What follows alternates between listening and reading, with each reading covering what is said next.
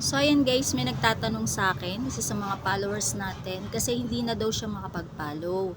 So ito lang yung advice ko sa inyo guys, para maiwasan na magkaroon tayo ng restriction kay Meta. Dahilan para hindi na tayo makapag-follow or makapag-engage sa iba, maging yung pag-share sa mga groups, iwasan natin yung tuloy-tuloy. Hanggat maaari guys, kapag nag-follow ka ngayon, pahinga ka ng ilang minutes bago ka mag-follow ulit.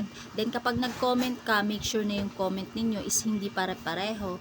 Then pangalawa, kapag nag-share kayo ng mga post ninyo sa mga groups, iwasan nyo yung sunod-sunod. Kasi parang nagiging spam siya. So, yun yung dahilan kung bakit nagkakaroon tayo ng restriction, hindi na tayo makapag-comment, hindi na tayo makapag-post, or kung ano man. So, nangyari sa akin yan nung bago pa lang ako. So, una, siguro one day, 24 hours ako nagkaroon ng restriction.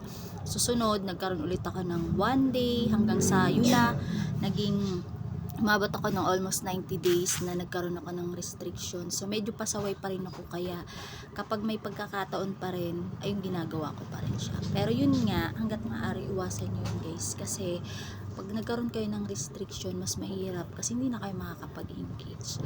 So, yun yung mga bagay na dapat nating tandaan para hindi tayo magkaroon ng restriction, yung mga sunod-sunod na pag-comment or pag-comment ng para-pareho pala. So, yung sunod-sunod na pag-follow and yung sunod-sunod na pagtatag dun sa mga group yung mga pinupost natin. So, yun yung iwasan ninyo. Hanggat maaari, lagi may pagitan ng oras para hindi magmukhang spam siya.